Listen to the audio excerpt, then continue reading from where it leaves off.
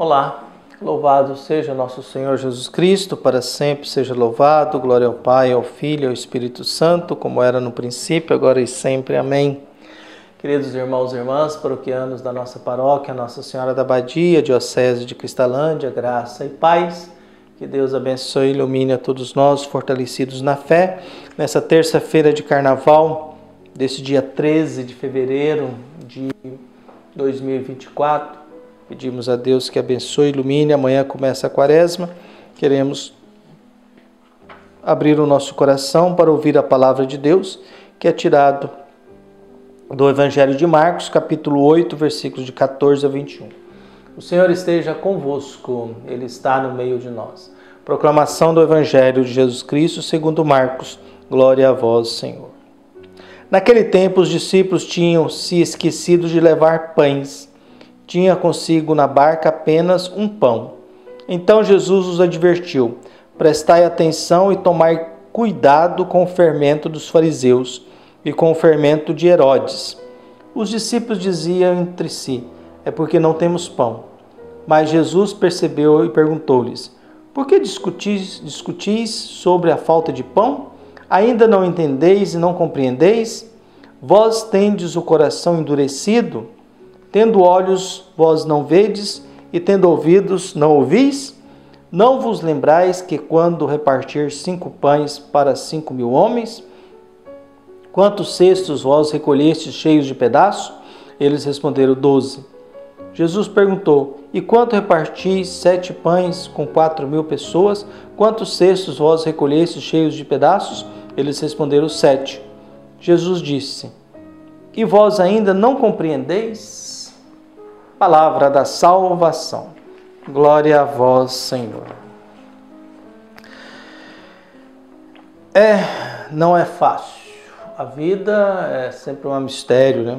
Eu gosto de uma frase de Rui Barbosa, que nasceu em 1849, morreu em 1923. Dizia que as leis são um freio para os crimes públicos e a religião para os crimes secretos.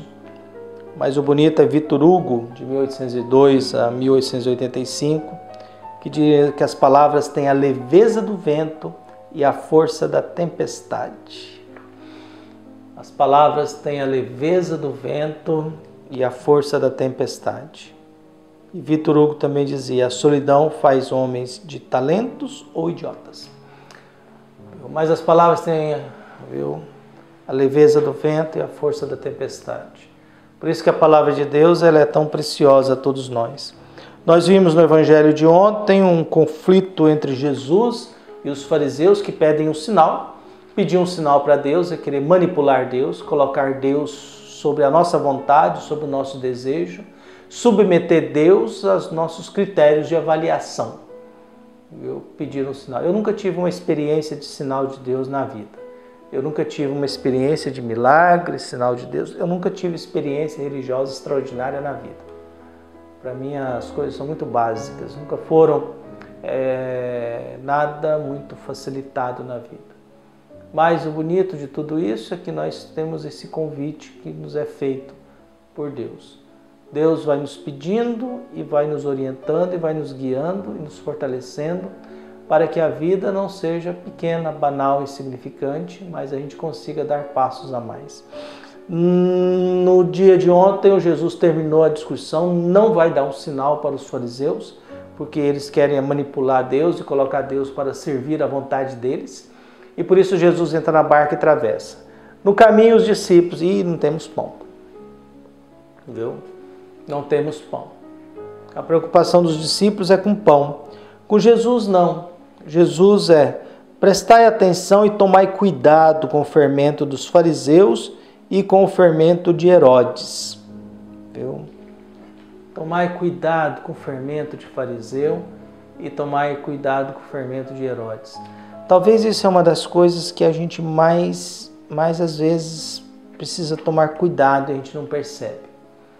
O fermento do fariseu e o fermento de Herodes. Isso é muito comum hoje.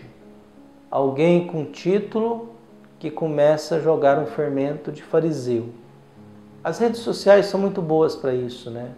essa polarização política, econômica, religiosa no mundo em que nós vivemos, mostra isso. Tome cuidado com o fermento dos fariseus e tome cuidado com o fermento de Herodes. Fariseus são legalistas, hipócritas, falsos, que exigem do outro aquilo que eles não fazem, que aproveita da fé e da religião dos outros em benefício próprio. Herodes é aquele que faz de tudo para se manter no poder, que manda matar para se manter no poder, que condena para se manter no poder. Então nós estamos falando de gente que aproveita das pessoas por causa da fé e de gente que faz de tudo para se perpetuar no poder. De ser o eterno chefe, o eterno superior, a eterna autoridade religiosa, o eterno coordenador,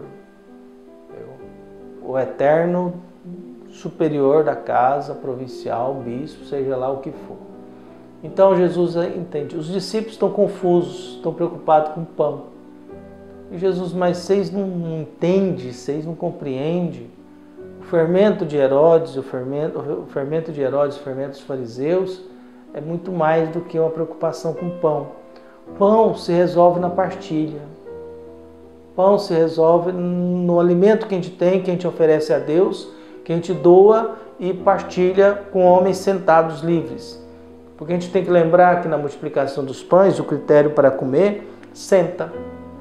E comer sentado é atitude de ser humano livre. O escravo tem que comer em pé.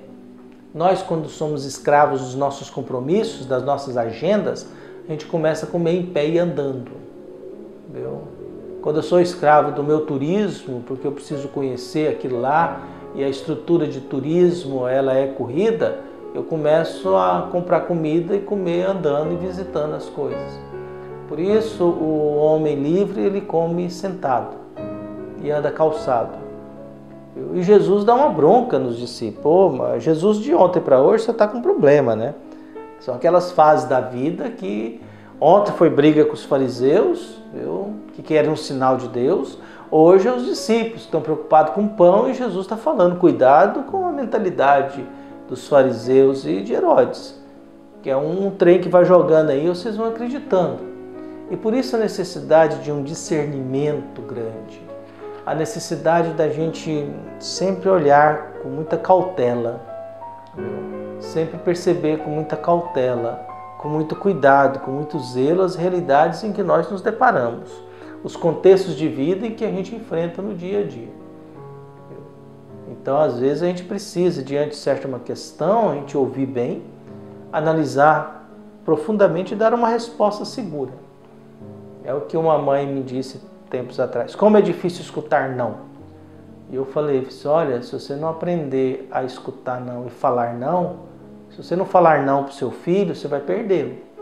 Porque ele vai chegar um dia na sua casa, olha, eu comprei maconha e vou fumar aqui em casa. Olha, eu comprei droga e vou usar aqui em casa. Tá? Se a gente não aprende a dizer não e não aprende a aceitar não, a gente se perde. O não nos limita, nos educa, nos freia, nos ajuda a dar um passo assim. Peraí, a vida não é bem assim. Por isso a necessidade às vezes de escutar um não mesmo, faz bem, nos ajuda. E por isso a briga de Jesus hoje. Mas vocês não entendem, vocês têm um coração duro. O coração duro é isso, vocês têm petrificado que a gente não consegue ter noção das coisas. A gente vive mergulhados na cegueira, né? Somos surdos, mudos, cegos. E nos tornamos incapazes de ter sensibilidade diante das coisas que temos, diante do mundo em que nós vivemos. Por isso peçamos a Deus que abençoe a todos nós, que Jesus nos ajude, nos abençoe e que a gente tome cuidado com o fermento do fariseu e de Herodes, que está muito mais presente no mundo que nós vivemos do que a gente pensa. Está muito mais presente no mundo religioso do que a gente possa imaginar. Está muito mais presente na nossa própria vida, viu, do que a gente às vezes consegue perceber. Há uma grande diferença entre aquilo que fariseus e Herodes nos apresentam, que nos encanta muito, do que aquilo que Jesus nos oferece. Mas que Deus nos livre disso e nos ajude a nos curar. Um abraço e até mais.